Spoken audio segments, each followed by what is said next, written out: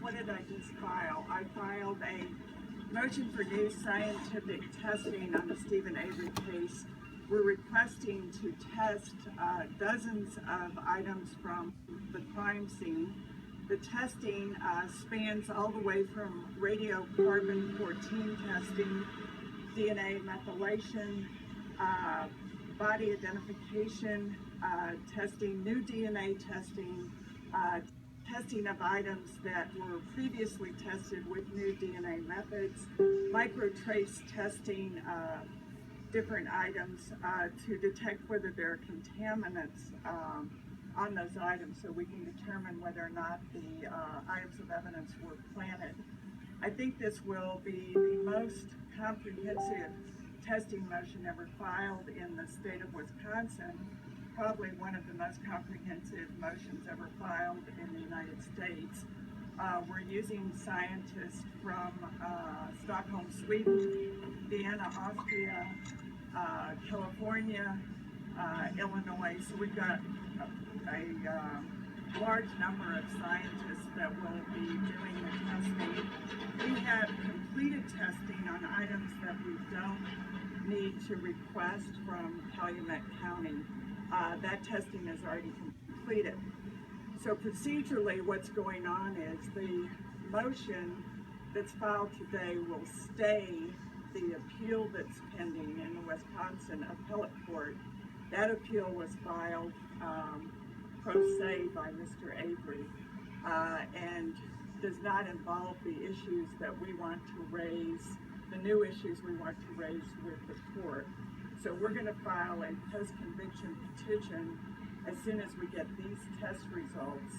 We will file a post-conviction petition.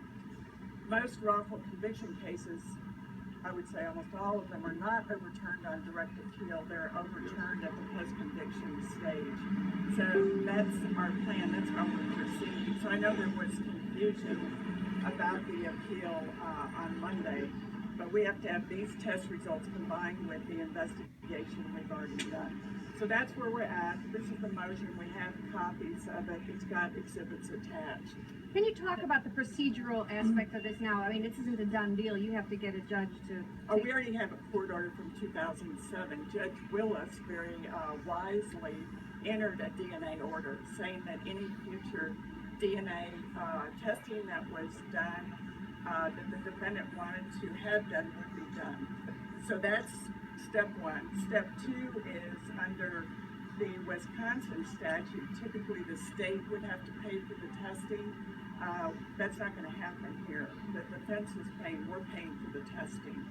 So that's already been done. We foresee absolutely no problems in getting this testing done because if you think about it, no one who's guilty would ever allow this extensive testing to be done, from fibers to contaminants to DNA to blood aging.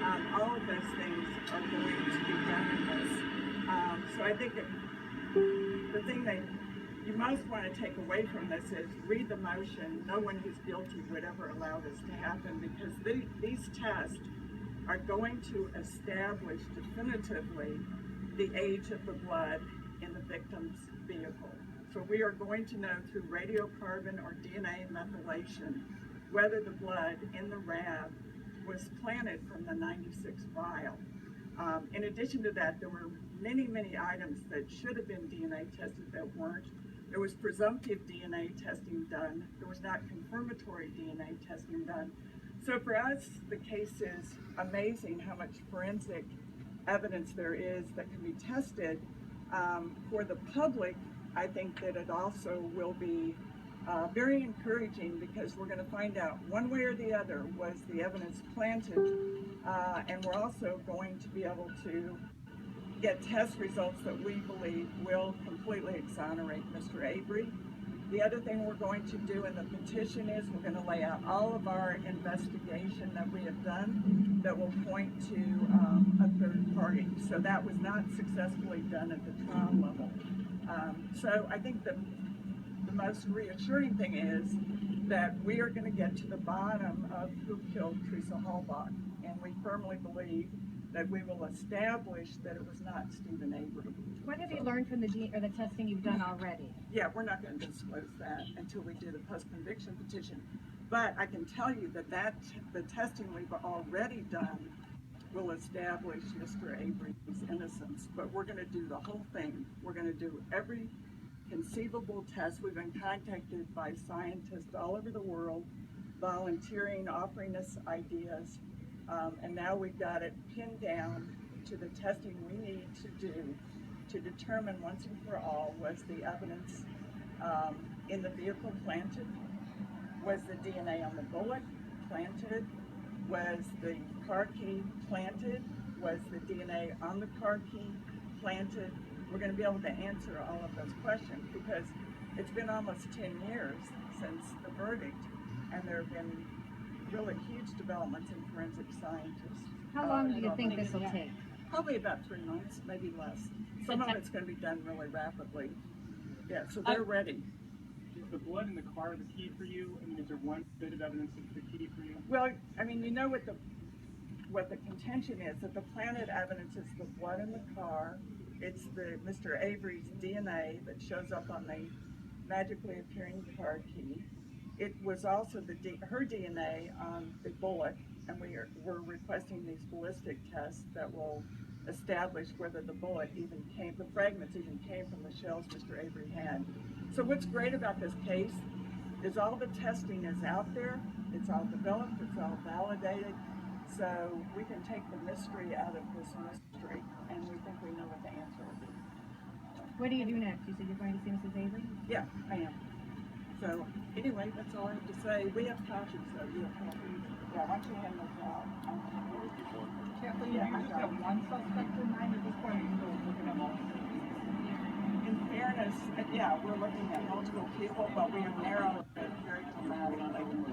So, Orders only. Thank you, Ms. If we run out of copies, we will you'll enjoy the email it to you. How many pages is it? Do we know off the top of our head or ballpark? It's like 48 with the exhibits attached. Would you like to say something to the family group? To who? To the family group, the Carlos group? Oh, just that we're excited. Yeah, this is going to answer everything. Okay, thank you so much. It's testing that wasn't done. It's testing that didn't exist at the time. But we're going to exhaustively go back through. Many swabs weren't tested. You know, presumptive testing was done. Presumptive blood testing wasn't done. You know, now we can do confirmatory tests. With the carbon-14, we're going to be able to, within a year, date this blood, so we can answer it. And if the tests come back and it shows that blood is from 2005?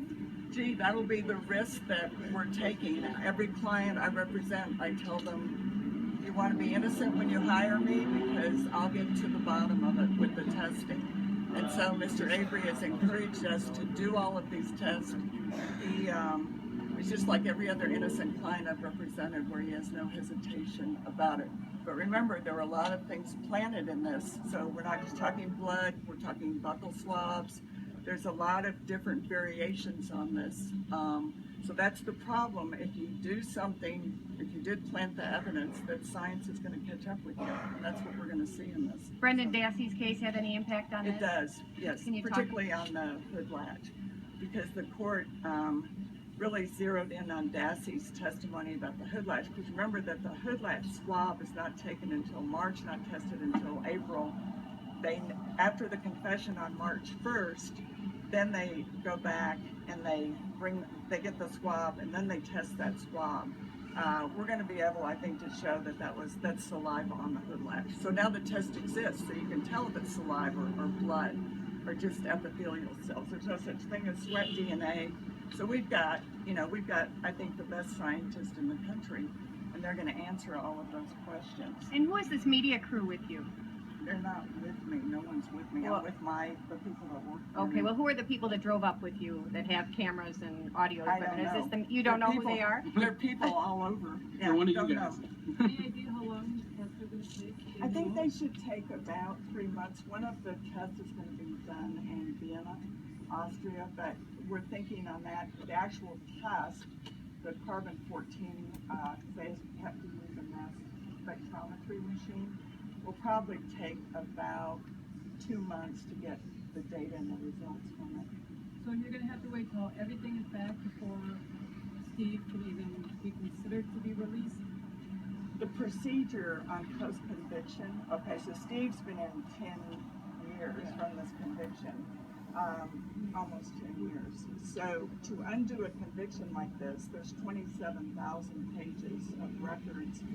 There's many swabs that were never tested. Right. So we've had to go back through everything. Then we've had to find the scientists. You have to do this very carefully because you don't get repeated chances to do this. Right. So we've been working about 7 months on it. Some post-convictions last a few years. We don't anticipate that because we have so much forensic evidence that does it. So this one I think will go. I haven't had one that's lasted over 3 years. So I don't imagine it will take that long once we get the test because he never made any incriminating statements. Right. All right?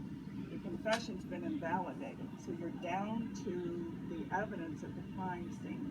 You're down to the key, the hood latch, the blood in the rev, and the bullet. All the Yeah. Have you talked to Steve today? Yeah. Today? No. Yesterday? Yes. And what did he have to say? He was thrilled.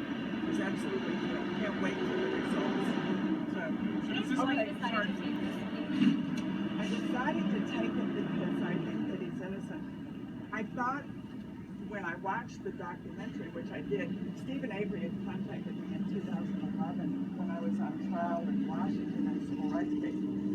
But I decided to take it because I think the crime scene doesn't make sense.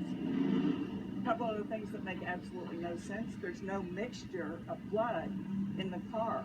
Never seen that before. None of my forensic scientists have. You have all of Stephen Avery's blood in the front, all of the victim's blood in the back. He supposedly is cut and he throws her in the car.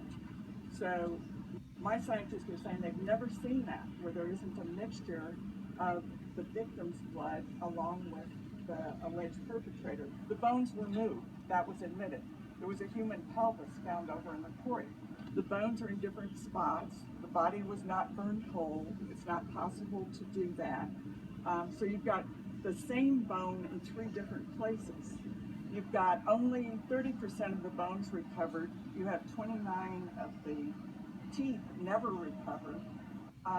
The bones look like they were permanent. The property was closed down. The coroner from Manitowoc was not allowed on the property. That actually, and was not notified there was a murder. That violates the Wisconsin statute. So when I looked at the case, I could see all kinds of problems, but I could also see a lot of evidence that could be tested, evidence that could be retested, and that we could determine if the evidence was planted. And so I thought, great case. You know, I want to be involved in it. I've met with him 18 times. I'm positive that he's innocent. I won't have to prove he's innocent, but I'd like to, because I absolutely believe that he's innocent. And So what can you tell us about this suspect? This other nothing, suspect? nothing, not until I find. Procedurally, does this go to a hearing? Do you know where? It depends on whether the Attorney General agrees to the testing. As I said, there's already an order in place, so they've got to. There's nothing to talk about on the DNA testing. Judge Willis entered that order April 4th of 2007. So that's done. The rest of the testing, I would think they would want that done because it gives them the opportunity to, you know, pin down whether the evidence was planted or not. And we're paying for it, so. Has the Such AG a gotten a deal. copy of this? No, but they will. Right after it's filed. Actually, my office knows. Okay, let's go. No more I gotta questions. go. Thank you for your time.